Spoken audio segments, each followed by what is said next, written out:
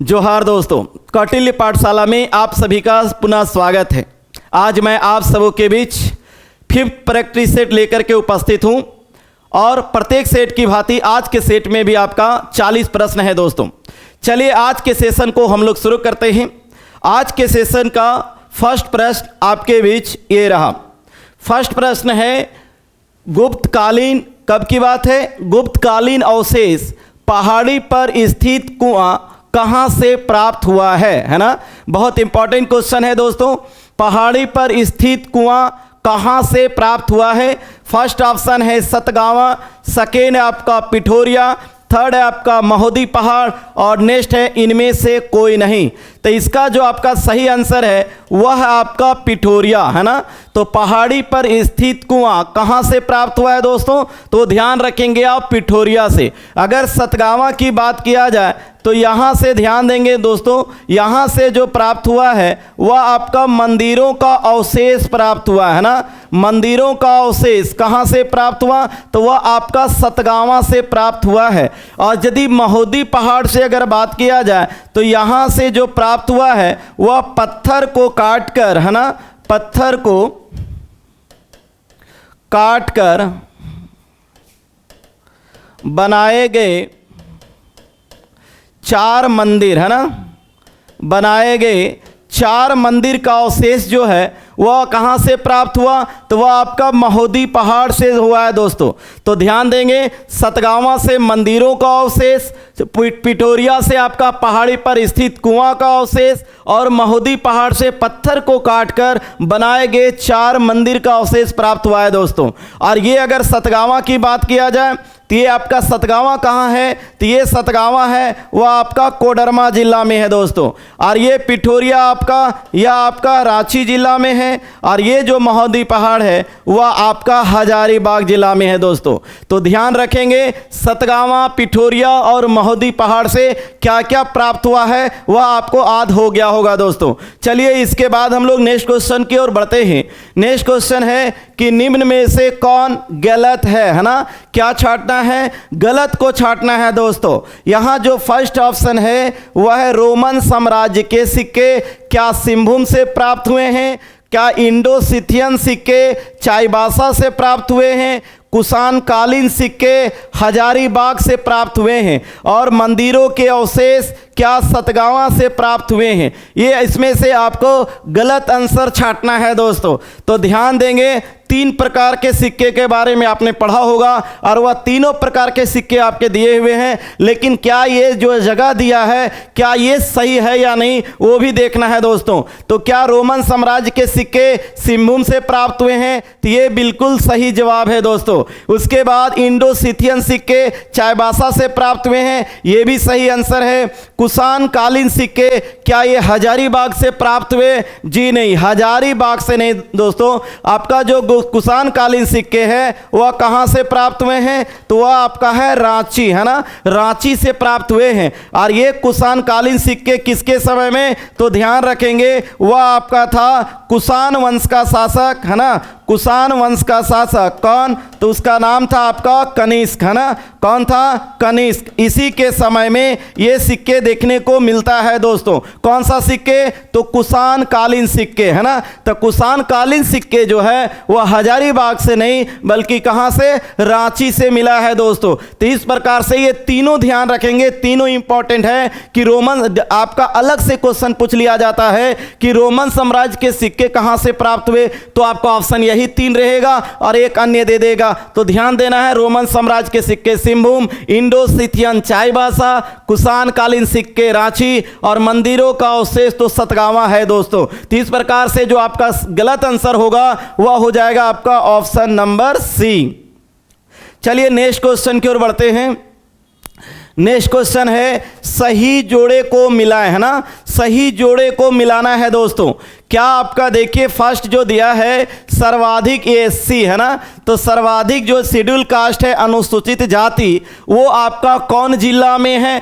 तो सर्वाधिक अनुसूचित जाति जो है वह आपका कहाँ है दोस्तों, तो वह हो जाएगा आपका पलामू जिला। कहाँ होगा, पलामू जिला। अगर उसके बाद बात करेंगे सर्वाधिक एसटी प्रतिशत कहाँ है, तो वह सर्वाधिक एसटी प्रतिशत कहाँ है आपका, तो वह हो जाएगा दोस्तों आपका खुट्टी, है ना, सर्वाधिक एसटी प्रतिशत खुट्टी। और फिर कहता है न्यूनतम महिला साक्षरता, तो सबसे कम महिला साक्षरता है वह कहाँ है आपका, पाकुड़ में। और उसके बाद अगर न्यूनतम एसटी की बात किया जाए तो न्यूनतम एसटी जो है वह आपका कोडरमा जिला। तो इस प्रकार से जो आपका सही आंसर हो जाएगा वह होगा 1 का बी, यानी सबसे पहले होगा बी, है ना। उसके बाद क्या होगा, सेकेंड का है आपका ए, और थर्ड का आपका जो है वह है डी, और फोर्थ का आपका है सी, यानी जो आपका आंसर सही होगा वह होगा BADC।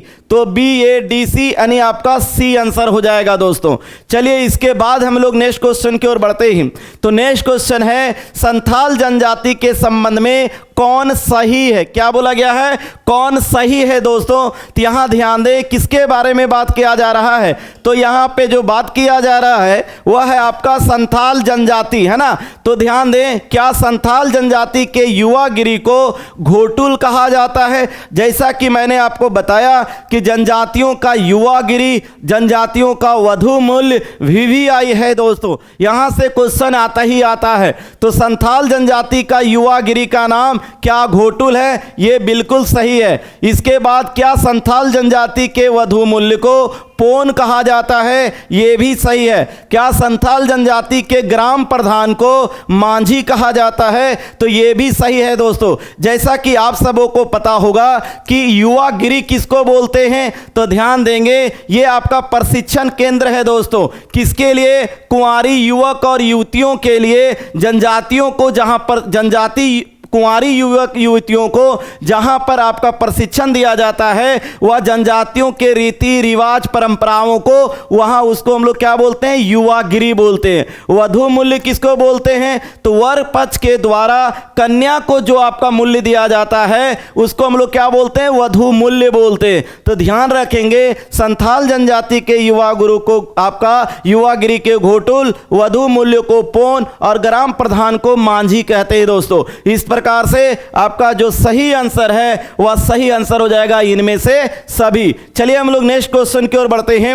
नेक्स्ट क्वेश्चन है निम्न में से गलत को छांटे, है ना। क्या छांटना है, गलत को छांटना है दोस्तों।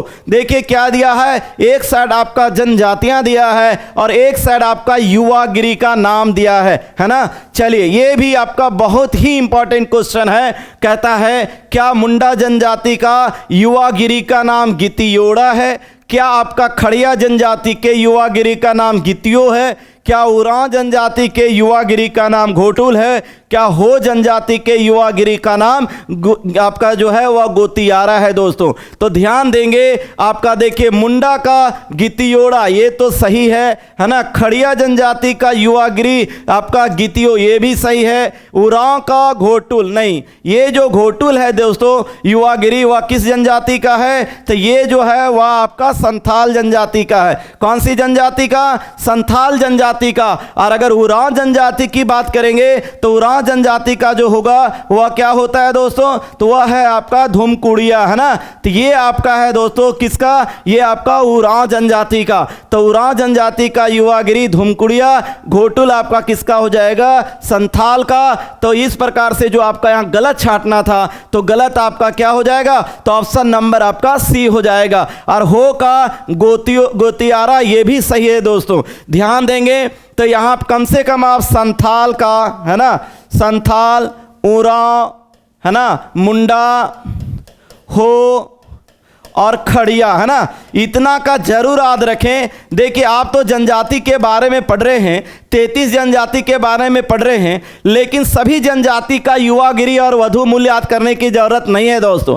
जो इंपॉर्टेंट है उसको तो याद करना ही होगा और वहां से हमेशा एग्जामिनेशन में आता है। मैं कोशिश कर रहा हूं कि जो भी अभी तक प्रश्न पूछे गए हैं या पूछे जाने की संभावना है उसको सारा आपके बीच लेकर के आओ। देखिए जो मैं इंपॉर्टेंट बात कर रहा हूं, संथाल, उरांव, मुंडा, हो और खड़िया, तो यहाँ पे लगभग आपका आ गया, देखिए आपका संथाल का जो है, संथाल का युवागिरी आपका हो गया क्या, घोटुल। अब उसके बाद उरांव का हो गया आपका धुमकुड़िया, फिर मुंडा का हो गया आपका गितियोड़ा, हो का आपका हो गया गुतियारा, और खड़िया जनजाति का हो गया गितियो। यानी सारा चीज यहां पर आ गया दोस्तों, ये हमें 5 जनजाति के बारे में।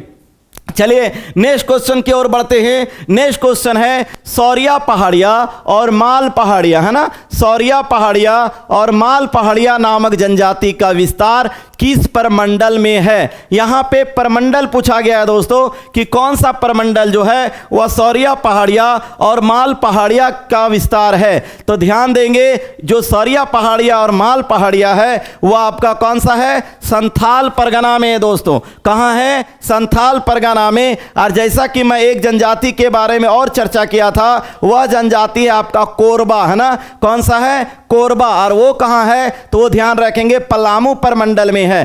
तो पलामू परमंडल मतलब आपका पलामू, गढ़वा, लातेहार और संथाल परगना परमंडल, यानी यहाँ आपका 6 जिला है। और 6 जिला हुआ होगा साहेबगंज, गोड्डा, पाकुड़, जामताड़ा, देवघर, है ना। ये सारा किसमें है, तो ये सभी आपका संथाल परगना में है दोस्तों। तो यहाँ सौरिया पहाड़िया और माल पहाड़िया हो जाएगा संथाल परगना। नेक्स्ट क्वेश्चन कहता है सदान लोगों का, किसके बारे में पूछा जा रहा है, सदान लोगों का मुख्य पेशा क्या है ना। तो ध्यान देंगे, सबसे पहले जो है सदान कौन है, ये भी क्वेश्चन आता है कि सदान आखिर हैं कौन। तो ध्यान रखेंगे गैर जनजातीय, है ना। कौन, गैर जनजातीय। तो ध्यान रखें गैर जनजातीय मूल, है ना, मूलवासी, है ना। ध्यान रखेंगे गैर जनजातीय जो मूलवासी हैं वह कौन सा कहलाते हैं, तो वही आपका सदान कहलाते हैं दोस्तों। ध्यान रखिएगा, जनजातीय की बात मैं नहीं कह रहा हूं, ये आपका गैर जनजातीय, है ना। तो गैर जनजातीय मूलवासी को ही क्या कहा जाता है, सदान कहा जाता है। और सदान लोगों की जो आपकी भाषा है ना, सदान लोगों की जो आपका भाषा है वह क्या है, तो सदान लोगों की भाषा सदानी है, या आपका सादरी भी देता है दोस्तों, है ना।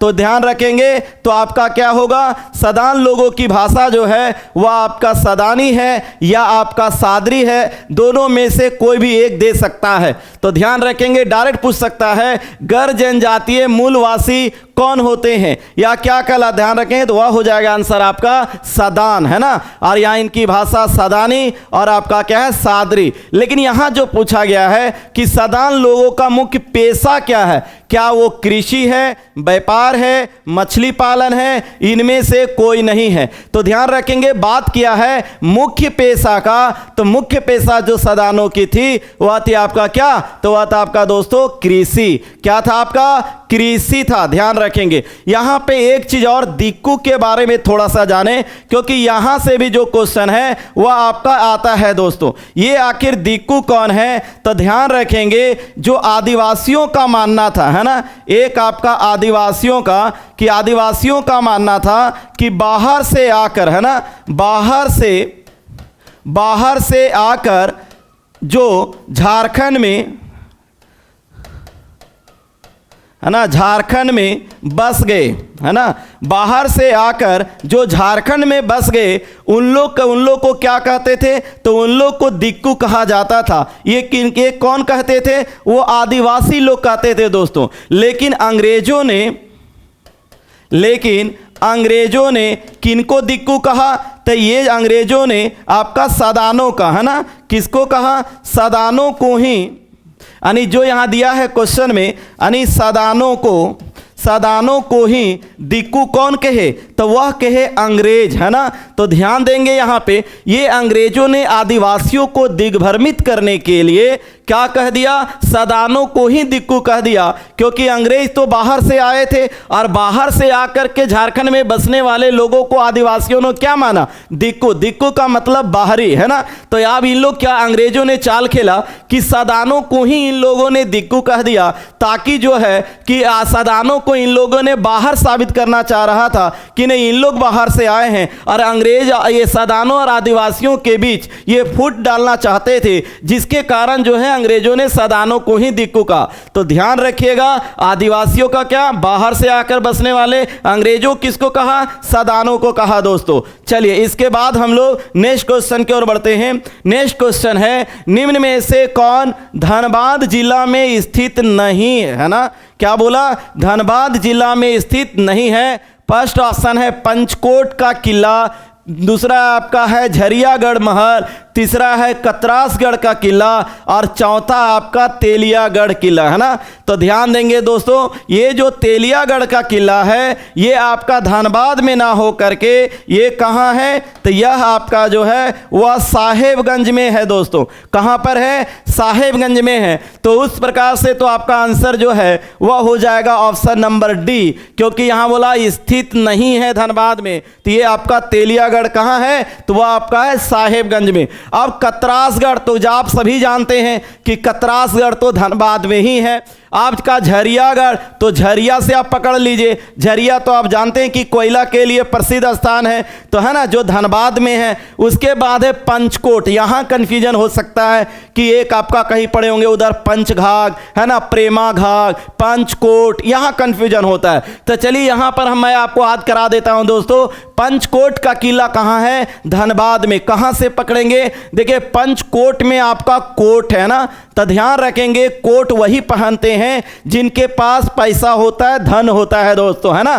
तो ध्यान रखेंगे यहाँ पंचकोट से कोट को और धनबाद को धन से, जिसके पास धन रहेगा वही ना कोट सिलाएगा पहनेगा नहीं। तो यहाँ से बस सिर्फ याद करने के लिए तो ध्यान रखेगा पंचकोट का किला वह आपका हो जाएगा धनबाद, है ना। चलिए हम लोग नेक्स्ट क्वेश्चन की ओर बढ़ते हैं। नेक्स्ट क्वेश्चन है, जदूर,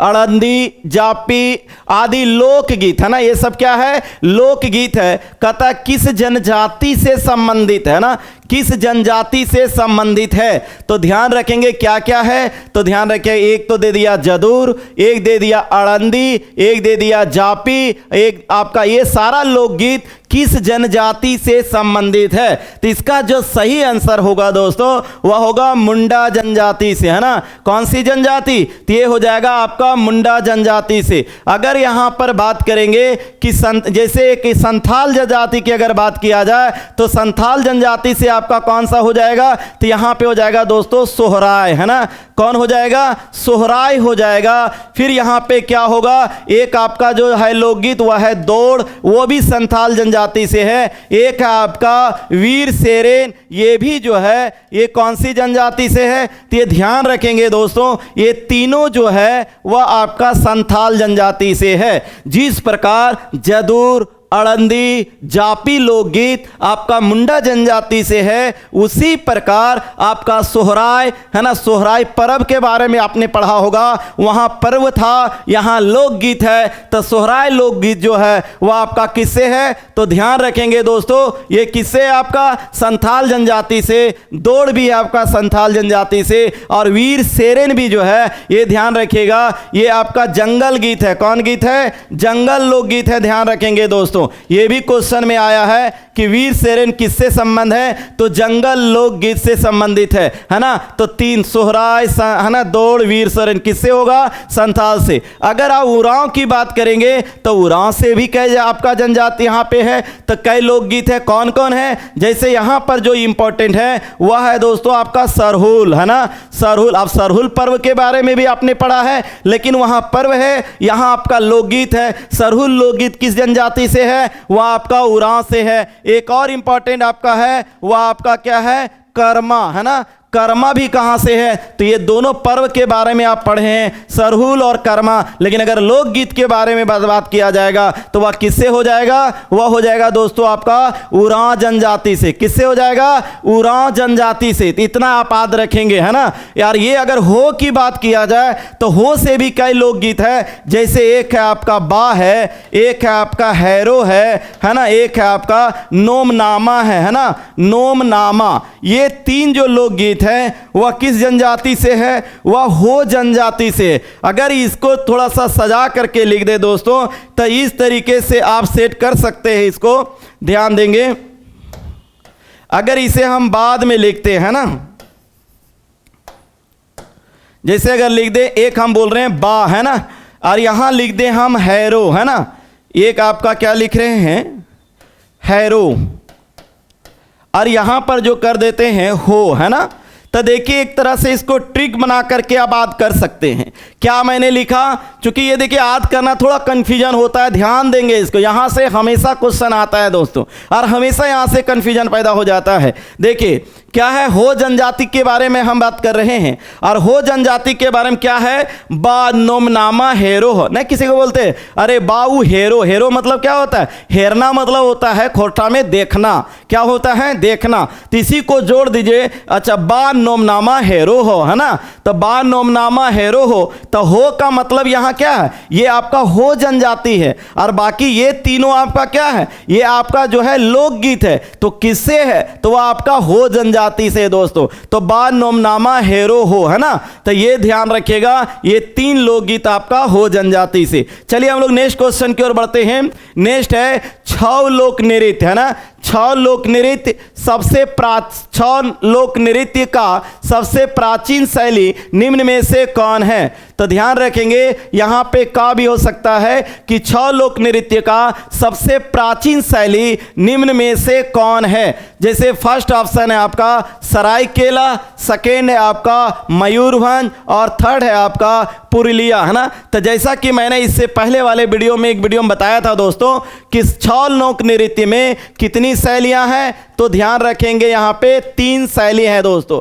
और वह 3 शैलियां कौन कौन सी हैं, तो वह 3 शैलियां में एक जो है वह आपका सरायकेला शैली है जो झारखंड में है, सेकेंड आपका मयूरभंज है जो आपका उड़ीसा में है, और थर्ड जो आपका पुरुलिया में है जो आपका वेस्ट बंगाल पश्चिम बंगाल में है दोस्तों। तो सबसे पहले जो है छौ लोक नृत्य कहाँ प्रारंभ हुआ, तो वह हुआ सरायकेला खरसावा में। इसके बाद जो है वह आपका उड़ीसा और वेस्ट बंगाल दोनों जगह पे विस्तार हुआ दोस्तों। तो ये आपका उड़ीसा और ये आपका हो जाएगा वेस्ट बंगाल, है ना, ध्यान रखेंगे। तो 3 शैली भी पूछ सकता है आपको, और यहाँ पे प्राचीन शैली की बात किया तो प्राचीन शैली जो हो जाएगा वह होगा ऑप्शन नंबर ए, यानी आपका सरायकेला खरसावा दोस्तों। चलिए नेक्स्ट है आपका भाई बहन के, है ना, भाई बहन के पवित्र प्रेम से संबंधित लोक नाट्य कौन सा है ना। देख रहे हैं मैं कोशिश कर रहा हूं कि हर आपका एक वीडियो में एक प्रश्न वहां से ला करके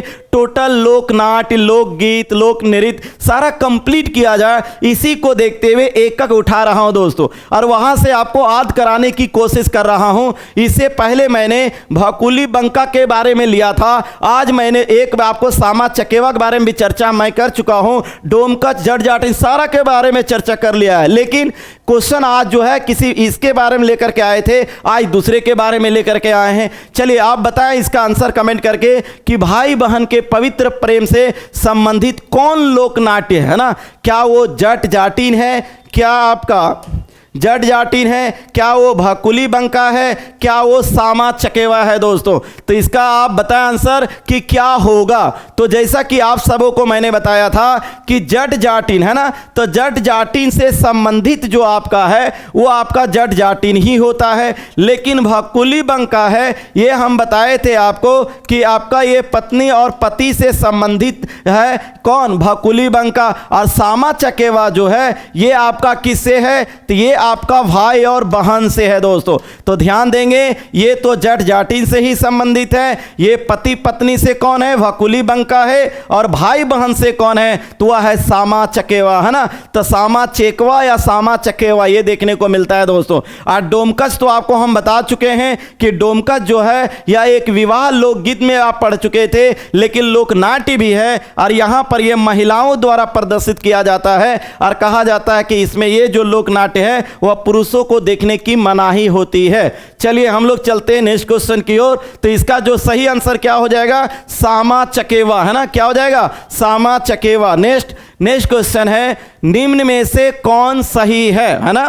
चलिए इसमें सही को छांटना है दोस्तों। फर्स्ट क्या है, भाई भीख, है ना। भाई भीख के बारे में दिया है, क्या यह पर्व जो है वह 12 वर्ष में एक बार मनाया जाता है। बिल्कुल सही है दोस्तों, 12 वर्ष में एक बार मनाया जाता है। कौन सा पर्व, भाई भीख। उसके बाद है हेरो पर्व, क्या इस पर्व का आयोजन हो जनजाति द्वारा किया जाता है। देखिए अभी आप जो है हेरो के बारे में पढ़े थे कि वहां लोकगीत था, यहां आपका कहता है क्या हो जनजाति से किया जाता है ये पर्व, हेरो पर्व। तो ये भी बिल्कुल सही है। हेरो बा हेरो, है ना, बा नोमनामा हेरो हो, ये ना भी बताए थे। तो हेरो जो है वह आपका हो जनजाति से है दोस्तों। उसके बाद है क्या वंदना पर्व जो है, इस पर्व का आयोजन कार्तिक अमावस्या के दौरान सप्ताह भर किया जाता है। तो ध्यान रखेंगे वंदना पर्व के बारे में सेपरेट भी पूछा गया है दोस्तों, है ना। तो ध्यान रखेंगे ये भी जो है कार्तिक अमावस्या के दौरान सप्ताह भर किया जाता है। यानी इस प्रकार जो सही आंसर होगा वह आपका यहाँ सभी हो जाएगा दोस्तों।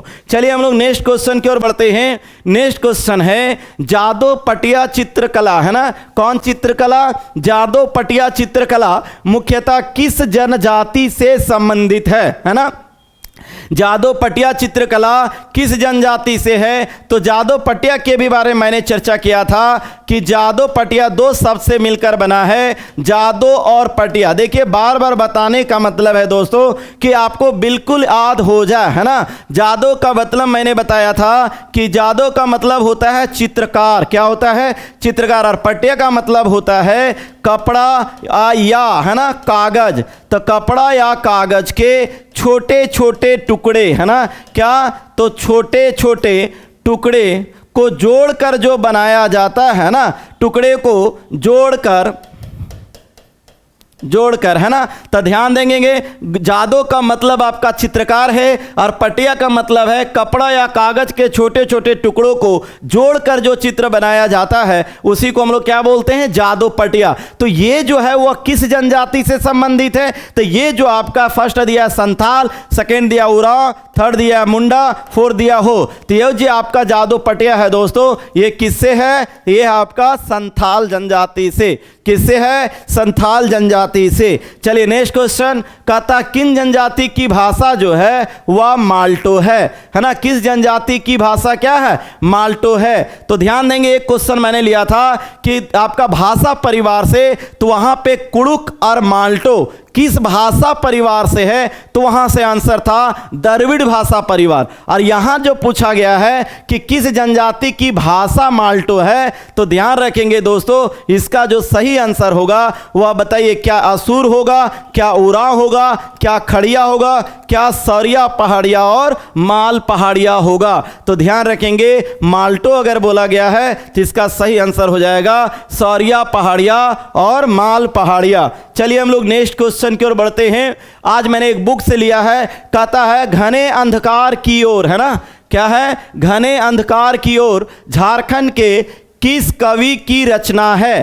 क्या वो गोपाल दास मुंजल की है, क्या राधा कृष्णन की है, क्या महुआ मांझी की है, कि राम दयाल मुंडा की है। तो ध्यान देंगे घने अंधकार की ओर, है ना, किस ओर, अंधकार की ओर। उस पुस्तक का जो रचना किसने किया, उसका नाम है गोपाल दास मुंजल। क्या है, गोपाल दास मुंजल। अगर ये दोनों का जो है इंपॉर्टेंट है कुछ बुक दोस्तों याद रखेंगे। जैसे राम दयाल मुंडा का, इनका एक पुस्तक बहुत ही फेमस है, वह है आदि धर्म, है ना। कौन सी पुस्तक है, आदि धर्म। आदि धर्म किनकी है, तो ध्यान रखेंगे वो है राम दयाल मुंडा का। कौन सी पुस्तक, आदि धर्म। बहुत इंपॉर्टेंट पुस्तक है, एग्जाम में पूछा हुआ क्वेश्चन है। और अगर महुआ मांझी की बात करेंगे तो इनका जो पुस्तक है वह है मरंग घोड़ा, है ना, मरंग घोड़ा नीलकंठ हुआ, है ना।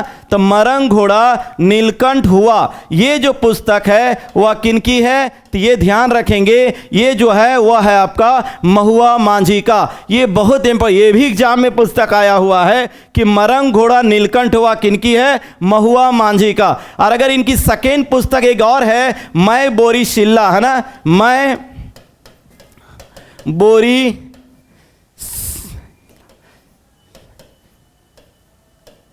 है ना, मैं बोरी शैला, है ना, ये किनकी पुस्तक है? तो ये भी ध्यान रखेंगे दोस्तों, ये भी आपकी महुआ मांझी की पुस्तक है। तो दो पुस्तक आप ध्यान रखेंगे महुआ मांझी का, मैं बोरी शैला, और एक आपका है मरंग घोड़ा नीलकंठ हुआ, और रामदयाल मुंडा का है आदि धर्म, और गोपाल दास मुंजन का है घने अंधकार की ओर, है ना। तो ध्यान रखेंगे दोस्तों। चलिए इसके बाद हम लोग नेक्स्ट की ओर बढ़ते हैं। नेक्स्ट है निम्न में से कौन झारखंड से संबंधित जानकारी गलत है, यानी यहां पे गलत को छांटना है ना। तो ये देखिए फर्स्ट ऑप्शन दिया है, क्षेत्रफल की दृष्टि से झारखंड भारत का 15वां राज्य है। देख लीजिए, है ना, क्या बोला? क्षेत्रफल की दृष्टि से झारखंड भारत का 15वां राज्य है। ये आपका बिल्कुल सही है दोस्तों, है ना। उसके बाद जनसंख्या की दृष्टि से, दोनों दृष्टि से पूछा है, और यहां पे आप जानते हैं कि एग्जाम डायरेक्ट सिंगल भी पूछ देता है कि क्षेत्रफल की दृष्टि से झारखंड कैवां राज्य है,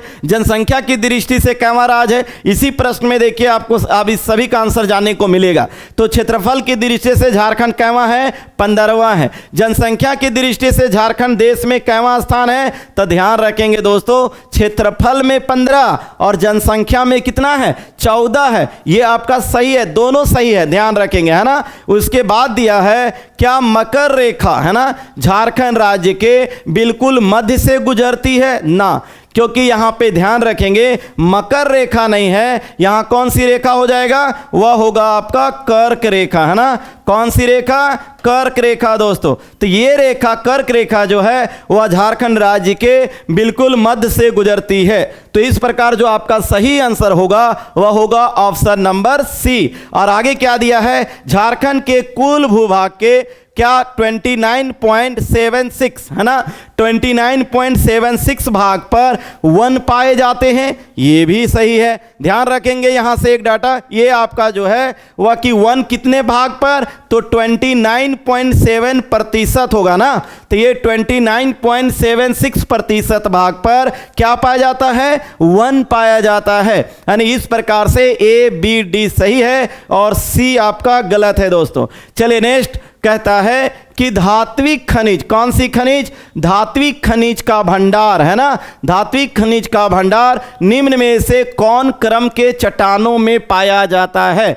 इससे पहले जो मैंने आपसे पूछा था वह लॉ एस के बारे में पूछा था और बताया था आपको कि लॉ एस के साथ साथ धात्विक खनिज के बारे में भी प्रश्न पूछा जाता है। तो आज हम धात्विक खनिज के बारे में लेकर आए कि धात्विक खनिज का भंडार निम्न में से कौन क्रम के चट्टानों में पाया जाता है? क्या वो आर्कियन क्रम का चट्टान है? क्या वो धारवाड़ क्रम का चट्टान है? विंध्यन क्रम की चट्टान है? या गोंडवाना क्रम की चट्टान है? और आप मान लें कि यहां से तो क्वेश्चन रहना ही रहना है दोस्तों, है ना। यहां से इसलिए बार बार रिपीट कर रहे हैं कि आप जानते होंगे कि अगर धात्विक क्रम की चट्टान की बोला जाए, धात्विक खनिज के बारे में बोला जाए, तो उसका जो सही आंसर होगा वह कौन सा होगा? धारवाड़ क्रम। कौन सा हो जाएगा? धारवाड़ क्रम। चाहे आपका लौह अयस्क बोले, चाहे आपका जो है लौह अयस्क या फिर आपका धात्विक खनिज बोले, तो आंसर होगा धारवाड़ क्रम। और यहाँ पे विंध्य क्रम की चट्टान में आप जैसा कि बताया था आपको, वह था आपका क्या? बलुआ पत्थर, है ना, बलुआ पत्थर या क्या चूना पत्थर, है ना। तो ये आपका बलुआ पत्थर या आपका चूना पत्थर कौन सा क्रम के चट्टान में? तो ये आपका विंध्य क्रम की चट्टान में दोस्तों। और अगर गोंडवाना क्रम की चट्टान की बात करें तो यहाँ पे जो था वह था आपका कोयला। क्या था?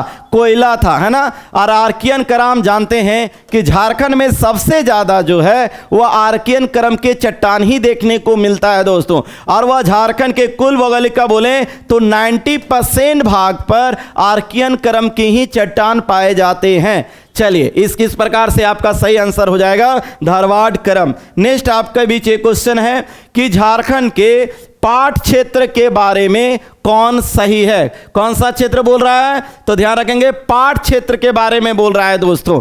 कि देखिए पहला दिया है क्या पारसनाथ के अतिरिक्त या झारखंड का सबसे ऊंचा भाग है? अगर पारसनाथ को छोड़ दिया जाए तो उसके बाद जो सबसे ऊंचा भाग है वह मेरा पाट क्षेत्र ही है। इसलिए इसका जो सही आंसर होगा आपका ये तो सही है। फिर कहता है क्या पाट क्षेत्र की जो आकृति है क्या वो त्रिभुजाकार है और इसका शीर्ष दक्षिण में तथा आधार जो है वह क्या उत्तर में है।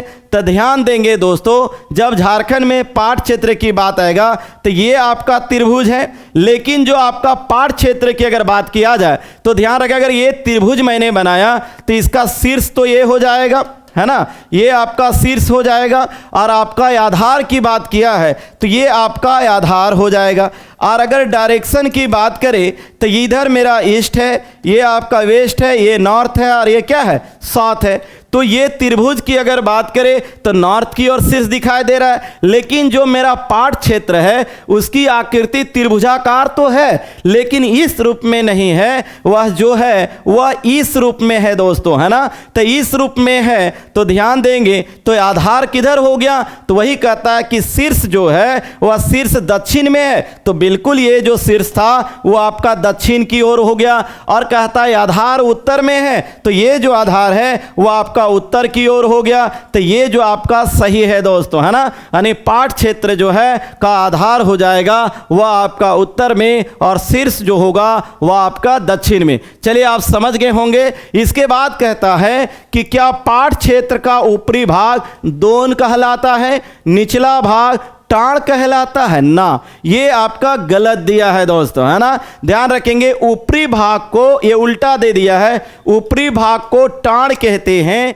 और निचला भाग को दोन कहते हैं दोस्तों, है ना। यहाँ पे आपका उल्टा दिया है, तो पाट क्षेत्र का ऊपरी भाग क्या कहलाएगा, तो आपका कहलाएगा टाण, और निचला भाग क्या कहलाता है, दोन। ये भी जानना है, सब सिंगल सिंगल भी क्वेश्चन एग्जामिनेशन में पूछा गया है, एक साथ लेने का मेरा मकसद बार बार बोल रहे हैं कि कम समय में आपको ज्यादा से ज्यादा चीजों को सिखाना, आपके बीच लाना दोस्तों।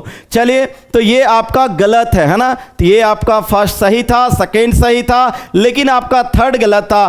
फोर्थ है, पाट क्षेत्र की समुद्र तल से औसत ऊंचाई क्या 900 मीटर है, ये भी आपका एग्जाम में आया है कि पाट क्षेत्र का समुद्र तल से औसत ऊंचाई कितना है, 900 मीटर, ये भी सही है दोस्तों। तो इस प्रकार से आपका जो क्या छांटना था सही, तो 1 2 4 होगा, यानी 1 2 4, यानी आपका जो आंसर हो जाएगा वह ऑप्शन हो जाएगा सी। नेक्स्ट क्वेश्चन है, निम्न में से कौन झारखंड की पूर्ववर्ती या दक्षिणवर्ती नदी नहीं है, है ना, दक्षिणवर्ती नदी नहीं है। अब कौन कौन नदी की बात कर रहा है, तो एक है आपका दामोदर नदी, एक है आपका स्वर्ण रेखा, एक है आपका शंख नदी, और एक है आपका पुनपुन नदी। चलिए इन चारों नदी को हम लोग देखते हैं।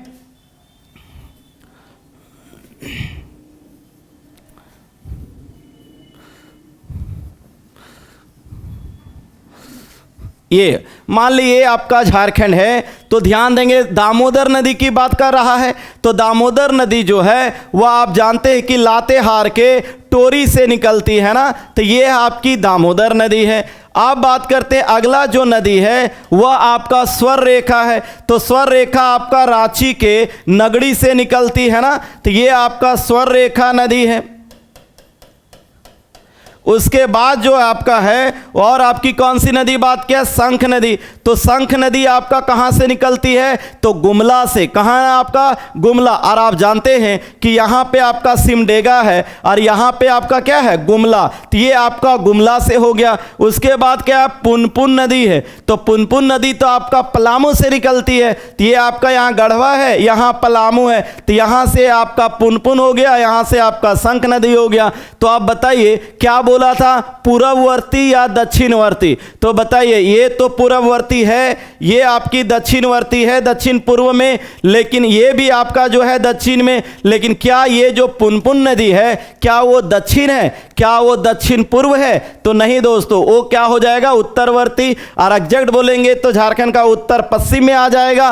तो ध्यान देंगे यहाँ जो आपका आंसर हो जाएगा वह कौन सा हो जाएगा, वह हो जाएगा आपका पुनपुन नदी, है ना। तो पुनपुन नदी कहाँ से, पलामू से निकलती हैं। चलिए हम लोग नेक्स्ट क्वेश्चन की ओर बढ़ते हैं। नेक्स्ट क्वेश्चन है बसंत राय तालाब, है ना, ये बसंत राय तालाब झारखंड के किस जिला में स्थित है ना। तो बसंत राय तालाब दोस्तों ये भी एक बार एग्जाम में आ गया है कि बसंतराय तालाब झारखंड के किस जिला में स्थित है। तो यह जो आपका है बसंतराय कहाँ पर है? क्या ये धनबाद में है, क्या ये गोड्डा में है, क्या ये जमशेदपुर में है, क्या ये रांची में है दोस्तों? तो इसका जो आपका सही आंसर होगा वह हो जाएगा बसंतराय, यानी ये आपका गोड्डा जिला में है दोस्तों। कहाँ है? ये आपका गोड्डा जिला में है। चलिए इसके बाद हम लोग नेक्स्ट चलते हैं। नेक्स्ट आपका धान एवं चने, है ना।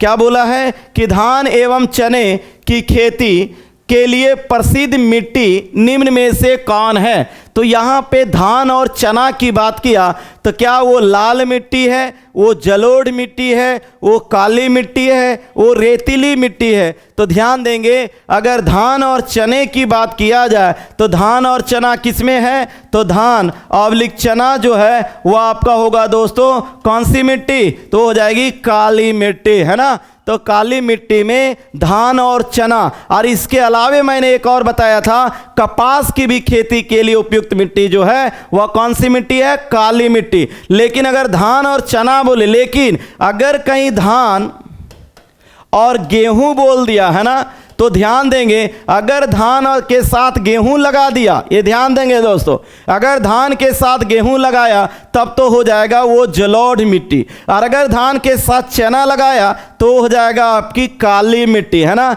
और ये जो रेतीली मिट्टी है ये आपका मोटे अनाज के लिए, है ना। कौन से अनाज के लिए? तो ये आपका मोटे अनाज के लिए कौन सी मिट्टी है? तो वह रेतीली मिट्टी है दोस्तों, है ना। कौन सी मिट्टी? रेतीली। और लाल मिट्टी में जनरली आपका इसमें मिलेगा ज्वार मिलेगा, है ना, बाजरा, है ना, ज्वार है, यहाँ पे आपका क्या है? तो ये ज्वार बाजरा ये सारा जो मिलता है वह आपका कौन सी मिट्टी है? तो वह आपका ध्यान देंगे दोस्तों वह आपका लाल मिट्टी है। यहाँ मक्का भी कह सकते हैं, है ना, मक्का भी इसी मिट्टी के लिए उपयुक्त है ना। तो ज्वार बाजरा मक्का ये सब कौन सी मिट्टी में? तो वो ध्यान रखेंगे दोस्तों लाल मिट्टी। तो देख लीजिए लाल मिट्टी में ज्वार बाजरा मक्का, जलोढ़ मिट्टी में धान और गेहूँ, काली मिट्टी में धान और चना, और रेतीली मिट्टी में मोटे अनाज, है ना। कौन से अनाज की बात किया यहाँ पे? तो मोटे अनाज की बात किया है दोस्तों। तो ये ध्यान रखेंगे।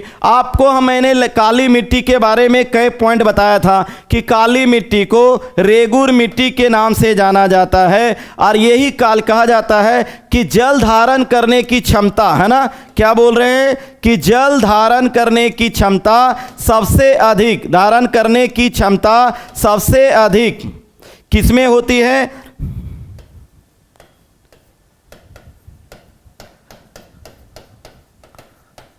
सबसे अधिक जो है वह आपका काली मिट्टी में होती है दोस्तों। तो ये भी पॉइंट ध्यान रखेंगे। तो काली मिट्टी को रेगुर मिट्टी के नाम से जाना जाता है। काली मिट्टी कपास और धान और चना के लिए उपयुक्त मिट्टी है। काली मिट्टी जल धारण करने की क्षमता सबसे अधिक होती है। काली मिट्टी में पानी पड़ने पर यह चिपचिपा हो जाती है ना। ध्यान रखेंगे ये सारा काली मिट्टी जो है वह बेसाल्ट चट्टान के अपक्षयन से बनी मिट्टी है। तो इस प्रकार से अगर इतना पॉइंट मैं बता दे रहा हूं तो काली मिट्टी से तो यही प्रश्न पूछा जाता है। एक यहाँ पे छूट रहा है जो मैं अगले सेट में लेकर के आऊंगा, वह है एलिमेंट, है ना, तत्व। कौन कौन तत्व किस मिट्टी में पाए जाते हैं, किस पर कौन अधिकता है, किसकी कमी है, वो सारा। बाकी तो यहाँ पर जो आपका कंप्लीट हो जाता है दोस्तों। तो ध्यान रखेंगे। हमें लगता है काली मिट्टी के बारे में आप समझ गए होंगे। और ये जलोढ़ मिट्टी, तो आप जलोढ़ मिट्टी के बारे में जान रहे हैं कि ये जो मिट्टी है ये आपका कहाँ पाए जा, अच्छा, काली मिट्टी ये आपका साहेबगंज वाला एरिया में होता है। जलोढ़ मिट्टी ये आपका संथाल परगना, ये भी है ना, संथाल परगना में है। कौन सी मिट्टी? जलोढ़ मिट्टी। और जलोढ़ मिट्टी का आपका जो है वह दो भाग, खादर और बांगर, है ना। ये आपने पढ़ा है कि खादर जो है पुरानी जलोढ़ मिट्टी है, और नई जो मिट्टी है उसको हम लोग क्या बोलते हैं? तो यहाँ खादर को बोलते हैं, सॉरी, नई जलोढ़ मिट्टी को खादर, और पुरानी जलोढ़ मिट्टी को क्या बोलते हैं? बांगर कहते हैं। ये जलोढ़, और जलोढ़ मिट्टी जो है वह धान और गेहूं के लिए जो है वह आपका उपयुक्त मिट्टी है दोस्तों। चलिए इसके बाद हम लोग नेक्स्ट क्वेश्चन की ओर बढ़ते हैं। नेक्स्ट क्वेश्चन है पंचेत जल विद्युत केंद्र। कौन सा बोला? पंचेत जल विद्युत केंद्र किस नदी पर स्थित है? क्या फर्स्ट ऑप्शन है स्वर्णरेखा, सेकेंड है दक्षिणी कोयल, थर्ड है सोन और नेक्स्ट है आपकी दामोदर नदी। तो इसका जो सही आंसर हो जाएगा वो आपका पंचेत की बात कर रहा है। पंचेत जल विद्युत केंद्र है वो आपका दामोदर नदी पर है। ये आखिर पंचेत कहाँ है? तो ये ध्यान रखेंगे दोस्तों, ये कौन सा जिला में है? तो ये धनबाद जिला के पंचेत क्षेत्र में आपका पंचेत जल विद्युत केंद्र है दोस्तों। तो ये पंचेत आपका कहाँ है? तो ये आपका धनबाद जिला में है और किस नदी पर है? तो ये आपका दामोदर नदी पर है ना। चलिए नेक्स्ट क्वेश्चन की ओर बढ़ते हैं। नेक्स्ट क्वेश्चन है आदित्यपुर औद्योगिक क्षेत्र, है ना। आदित्यपुर औद्योगिक क्षेत्र विकास प्राधिकरण से संबंधित प्रमंडल कौन सा है? ध्यान रखेंगे झारखंड में 4 औद्योगिक, है ना, 4 औद्योगिक क्षेत्र विकास प्राधिकरण है दोस्तों। 4 कौन कौन है? तो एक जो है वह है आपका AIDA, है ना, आइडा है। ध्यान रखेंगे ये आइडा का, यहाँ ध्यान रखिए क्या है ये आइडा मतलब, ये मतलब है आदित्यपुर, I मतलब है इंडस्ट्रियल और D मतलब है डेवलपमेंट और A का मतलब है अथॉरिटी, है ना। तो ध्यान रखेंगे आदित्यपुर इंडस्ट्रियल डेवलपमेंट अथॉरिटी, ये हो गया आपका आइडा जिसको शॉर्ट में बोलते हैं दोस्तों। तो आइडा और आइडा का यहाँ ए का मतलब क्या हो गया? तो ए का मतलब जो हो गया वह हो गया आपका आदित्यपुर। क्या हो गया? तो एक तो आपका आदित्यपुर है और सेकेंड जो है वह एक होता है आपका स्पाइडा, है ना। एक क्या होता है? स्पाइडा। तो ये देखिए IDA का मतलब तो यही है कि औद्योगिक क्षेत्र विकास प्राधिकरण जो आप देख रहे हैं। तो ध्यान रखेंगे औद्योगिक क्षेत्र विकास प्राधिकरण सब में कॉमन है और उसका मतलब है IDA, है ना, इंडस्ट्रियल डेवलपमेंट अथॉरिटी।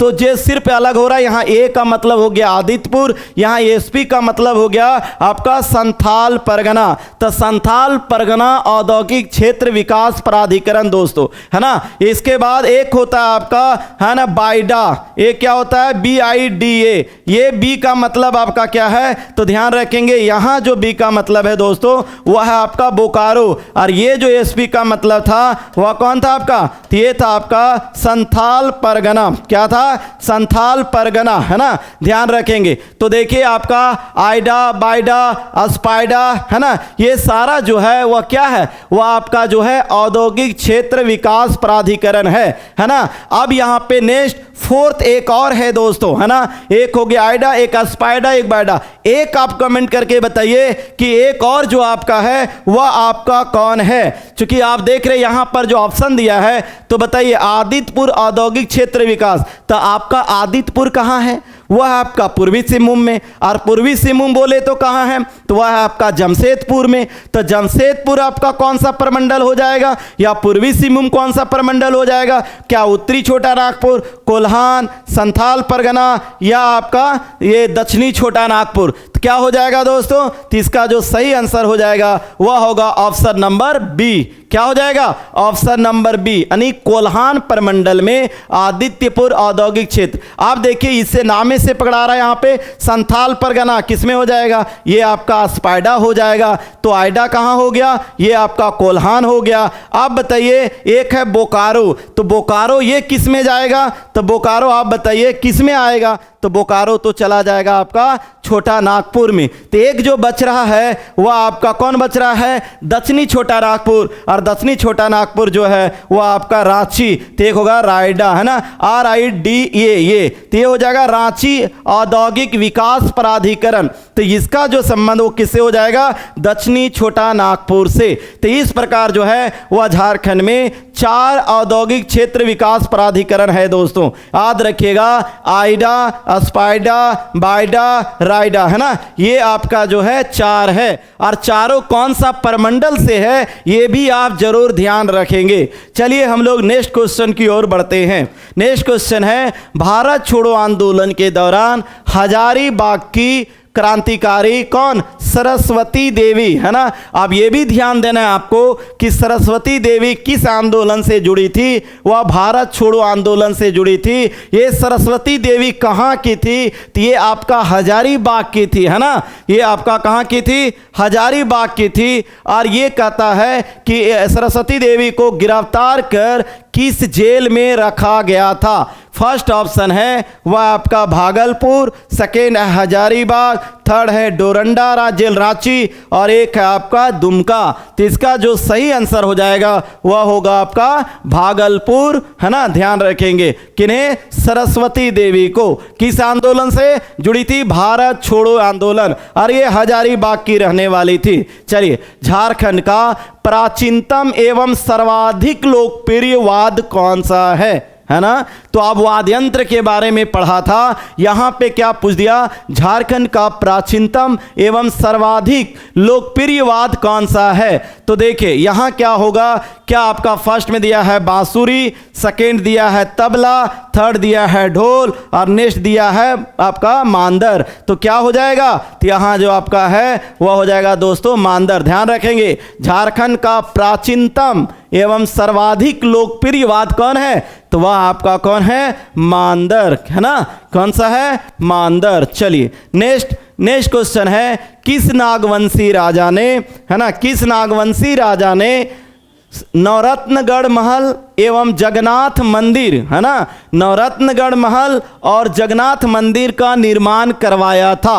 अब देखिए क्या फर्स्ट ऑप्शन है, दुर्जन शाह प्रताप राय ने, छत्रकर्ण भीमकर्ण ने, रघुनाथ शाह और येनी शाह ने। यही तो था दोस्तों, है ना, रघुनाथ शाह और येनी शाह ने ये दोनों, एक नवरत्नगढ़ महल और एक जगन्नाथ मंदिर का निर्माण करवाया था।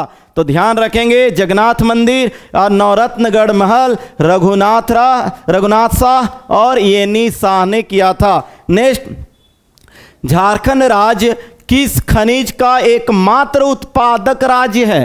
कहता है कौन सा खनिज के लिए जो है झारखंड एकमात्र उत्पादक राज्य है।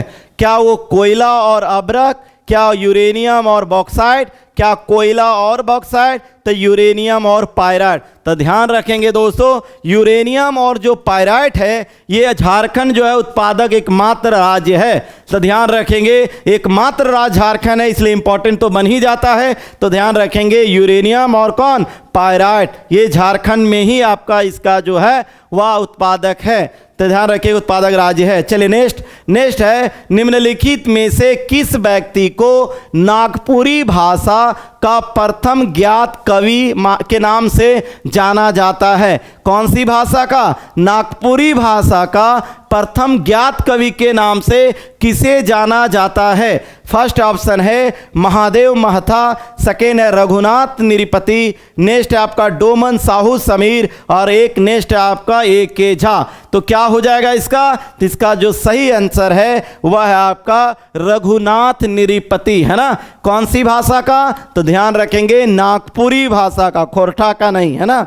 चलिए, झारखंड का प्रसिद्ध, है ना, हल्दी घाटी मंदिर, कौन सी मंदिर, तो ध्यान रखेंगे हल्दी घाटी मंदिर राज्य के निम्नलिखित में से किस जिले में अवस्थित है। कौन सी मंदिर की बात किया जा रहा है, हल्दी घाटी मंदिर का। क्या हल्दी घाटी मंदिर रांची में है, क्या हजारीबाग में है, दुमका में है, गुमला में है। तो ध्यान देंगे दोस्तों कहाँ है, तो वह आपका गुमला में है। कहाँ है, गुमला में है। चलिए नेक्स्ट क्वेश्चन है, झारखंड की, अच्छा हाथ से लिखा हुआ है, झारखंड की सांस्कृतिक राजधानी, है ना, झारखंड की सांस्कृतिक राजधानी के नाम से किसे जाना जाता है। कौन सी राजधानी की बात किया, तो ध्यान रखेंगे सांस्कृतिक राजधानी। फर्स्ट ऑप्शन है धनबाद, सेकेंड है देवघर, थर्ड है रांची, और नेक्स्ट है आपका बासुकीनाथ, है ना। तो बताएं दोस्तों, ये तो आसान क्वेश्चन है, ये आप सभी जान रहे होंगे।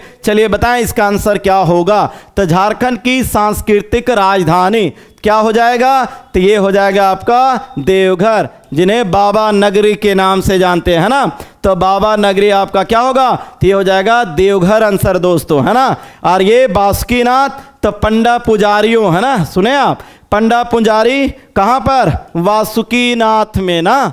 चलिए, तो ध्यान रखेंगे सांस्कृतिक राजधानी जो हो जाएगा वो आपका कहाँ हो जाएगा, देवघर। नेक्स्ट क्वेश्चन है कि बुद्धू भगत ने ब्रिटिश शासन, उनके समर्थकों एवं जमींदारों के विरुद्ध किस प्रसिद्ध विद्रोह का नेतृत्व किया था। तो ध्यान देंगे दोस्तों, वह किस विद्रोह, तो वह जो थे आपका कौन सी बात कर रहा है, ये आपका बुद्धू भगत के बारे में बात कर रहा है। तो बुद्धू भगत जो है वह कौन सा विद्रोह से थे, तो वह थे आपका कोल विद्रोह। कौन सा विद्रोह, तो कोल विद्रोह। और ये कोल विद्रोह कब हुआ था, तो आपको बताए थे कोल विद्रोह कब हुआ था। आप सभी इसको कई बार मैंने बताया है, आप कमेंट करके बताइए कि कोल विद्रोह कब हुआ था। तो आप सबको पता है 31-32 में। और ये आपका ढाल विद्रोह एक बार आपका यहाँ आया है, तो ढाल विद्रोह आप बताइए कब हुआ था। ढाल विद्रोह किसके बारे में बोला जा रहा है, ढाल विद्रोह, है ना। तो कोई बताएंगे कमेंट करके कि ये ढाल विद्रोह आखिर कब हुआ था।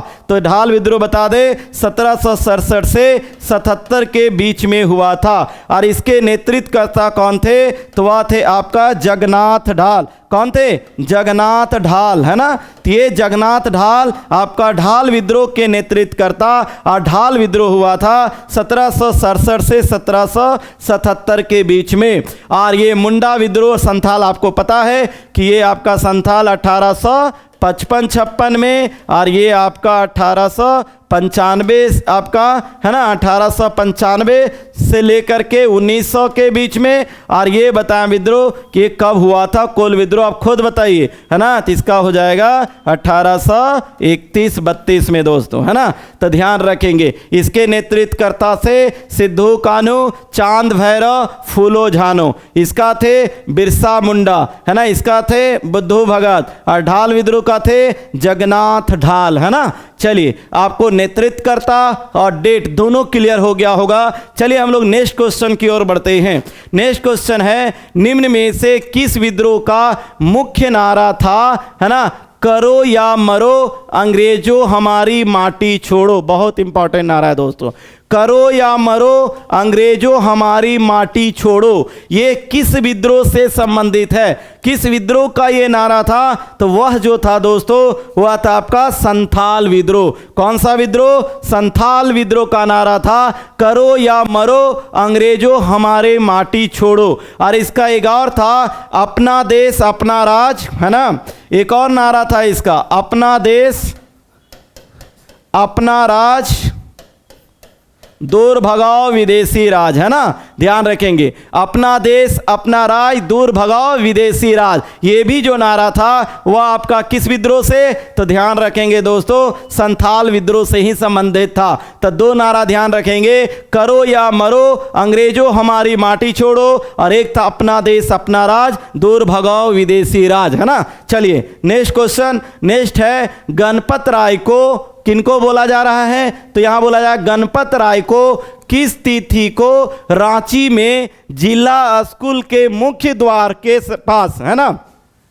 तो रांची के जिला स्कूल के मुख्य द्वार के पास जहां इन दिनों शहीद स्थल बना हुआ है, फांसी दे दी गई। यानी गणपत राय को कहां पर फांसी और कब दी गई थी, तो कहां पर दी गई थी, तो रांची के जिला स्कूल के समीप उसके मुख्य द्वार पर कदम के पेड़ पर दी गई थी दोस्तों। कौन सा पेड़ पर, तो ध्यान रखेंगे उस पेड़ भी पूछता है। तो ये कदम के पेड़ पर जो है इन्हें फांसी दी गई थी, है ना। इसके बाद अगर ये कहां कब दिया गया था, तो यहां पे गणपत राय की बात है, तो ये हो जाएगा 21 अप्रैल 1858।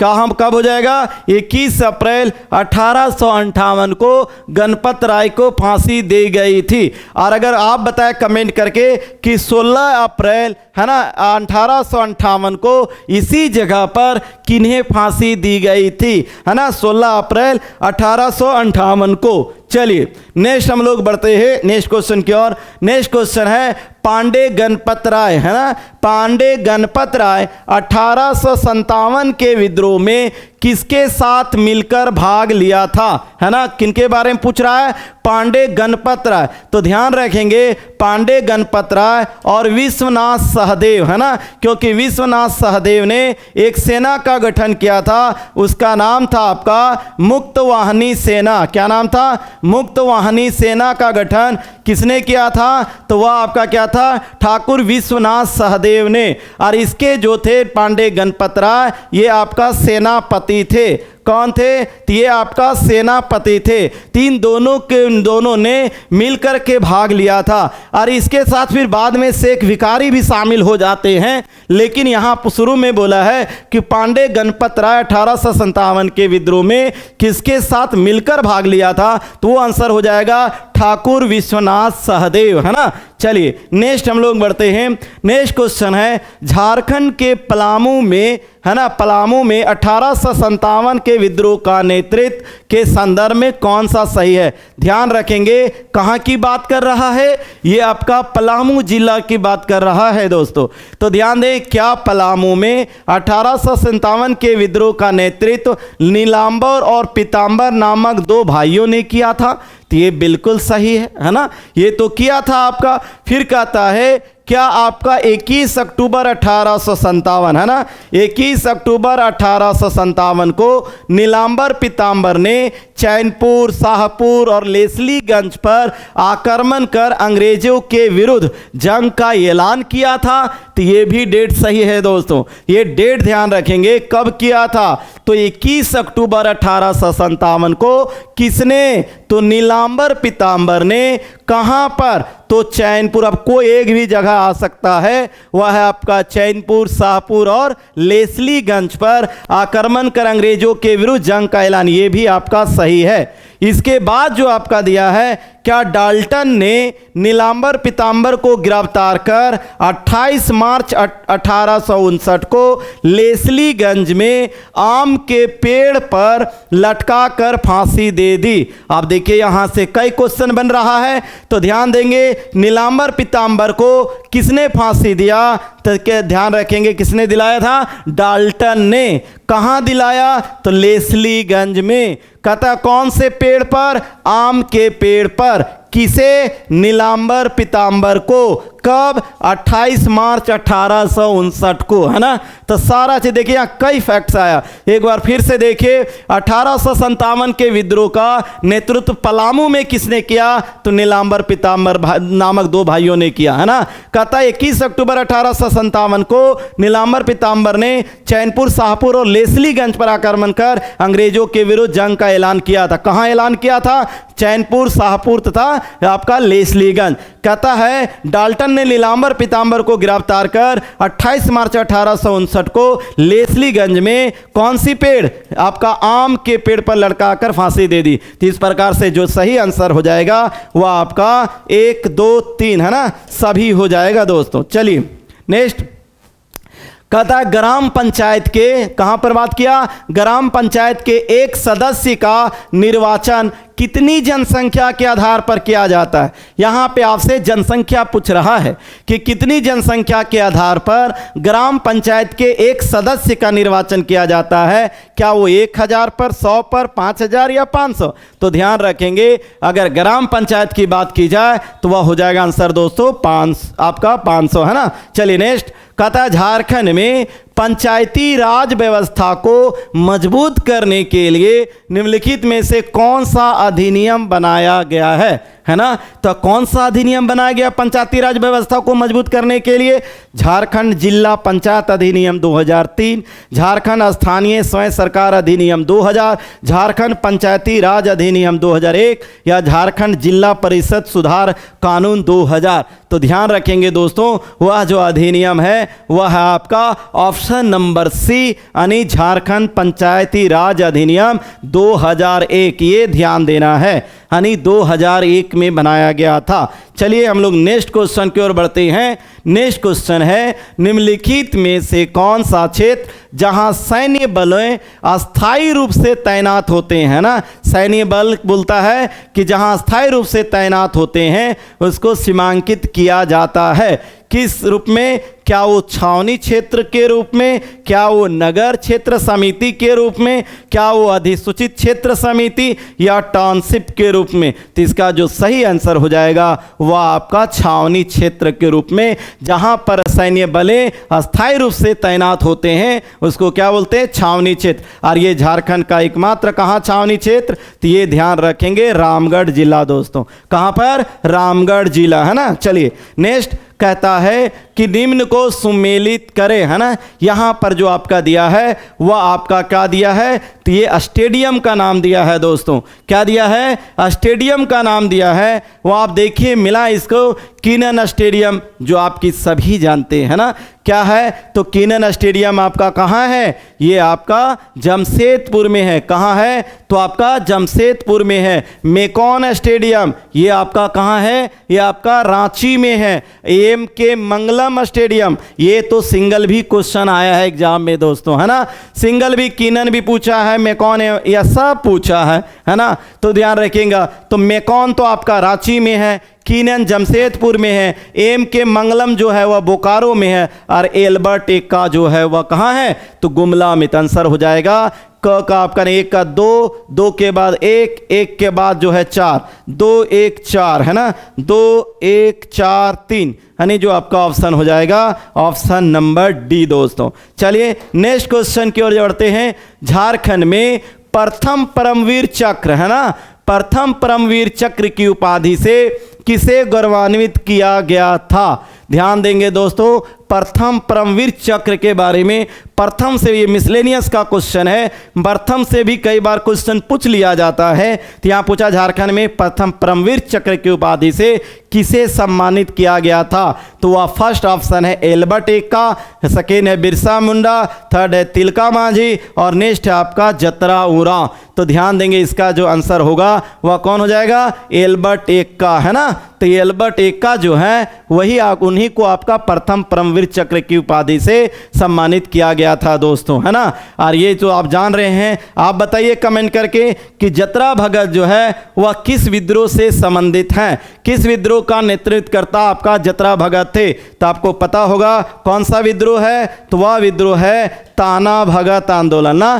ताना भगत आंदोलन जो 1900 का कब हुआ था, तो ये 1914 में हुआ था, 13-14 में, है ना। तो ये ताना भगत आंदोलन का नेतृत्व किसने किया था, तो जतरा उरांव ने किया था। तिलका मांझी, तो तिलका आंदोलन का नेतृत्व किया था, और तिलका आंदोलन कब हुआ था, तो ये आपका हुआ था 1783 से 85 के बीच में, और बिरसा मुंडा 1895 से 1900 के बीच, और वह थे आपका बिरसा मुंडा, है ना।